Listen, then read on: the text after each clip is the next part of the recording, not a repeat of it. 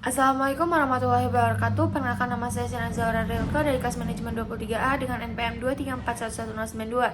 Di sini saya akan menjelaskan tentang aplikasi biaya pajak.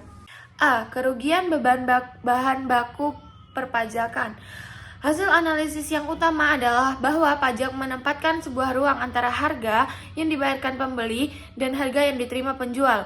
Karena adanya ruang ini, jumlah yang diturunkan di bawah jumlah yang terjual jika tanpa pajak. Dengan kata lain, pajak untuk sebuah barang menyebabkan ukuran pasar mengecil. Bagaimana pajak mempengaruhi pelaku pasar? Penerimaan pajak pemerintah diawali oleh segi 4 antara kurva penawaran dan permintaan. Tinggi segi 4 adalah besarnya pajak T dan lebarnya segi 4 adalah jumlah barang yang terjual Q. Karena luas segi 4 adalah tingginya dikalikan lebarnya, yaitu T dikali Q, maka hasilnya adalah sama dengan penerimaan pajak. Kesejahteraan tanpa pajak. Tanpa pajak, harga dan jumlah barang berada pada titik terpotong antara kurva penawaran dan permintaan. Harga adalah P1 dan jumlah barang terjual adalah Q1. Karena permintaan mencerminkan keinginan pembelian untuk membayar, surplus konsumen adalah wilayah antara kurva permintaan dan harga. A ditambah B ditambah C. Sama halnya karena kurva penawaran mencerminkan biaya penjual. Surplus produsen adalah wilayah antara kurva penawaran dan harga. D ditambah E ditambah F. Dalam hal ini, karena tidak ada pajak, penerimaan pajak sama dengan 0. Kesejahteraan setelah pajak. Harga yang dibayarkan oleh pemerintah dari P1 ke PB sehingga surplus konsumen saat ini sama dengan wilayah A atau wilayah yang di bawah kurva permintaan dan di atas harga beli. Harga yang diterima oleh penjualan turun ke P1 ke PS sehingga surplus produsen sekarang sama dengan wilayah F saja, wilayah di atas kurva penawaran dan di bawah harga penjual. Jumlah barang yang terjual turun dari Q1 ke Q2, di mana penerimaan pajak pemerintah adalah sama dengan wilayah B plus D. Dan menghitung total surplus pajak, yaitu surplus konsumen ditambah surplus produsen ditambah penerimaan pajak. Result 1. Perubahan kesejahteraan pajak menyebabkan surplus konsumen turun securuk wilayah B ditambah C dan surplus produsen turun seluas wilayah D ditambah E.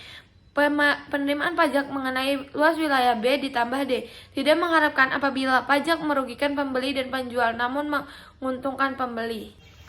Result 2. Perubahan dalam kesejahteraan total meliputi perubahan surplus konsumen yang bernilai negatif, perubahan surplus produsen yang bernilai negatif juga, dan perubahan dalam permintaan pajak yang bersifat positif. Jika di jumlah ketiga komponen tersebut akan diperoleh surplus total pasar turun seluas wilayah C ditambah E, yang artinya kerugian yang diperoleh pembeli dan penjual dari pajak melebihi keuntungan yang diterima oleh pemerintah. Turunnya surplus total yang timbul akibat pajak atau kebijakan lain yang merusak pasar disebut dengan kerugian bahan baku deadweight loss. Wilayah C ditambah E adalah besarnya kerugian bahan baku tersebut.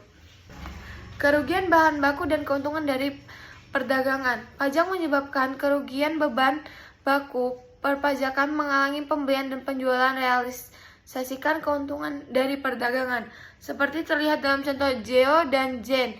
Keuntungan dari perdagangan, pendapatan antara lain nilai pembeli dan biaya menjual lebih kecil dari pajak. Artinya, perdagangan akan tidak berjalan ketika pajak diterapkan. Kerugian beban baku adalah surplus yang hilang karena pajak tidak mendukung keuntungan perdagangan.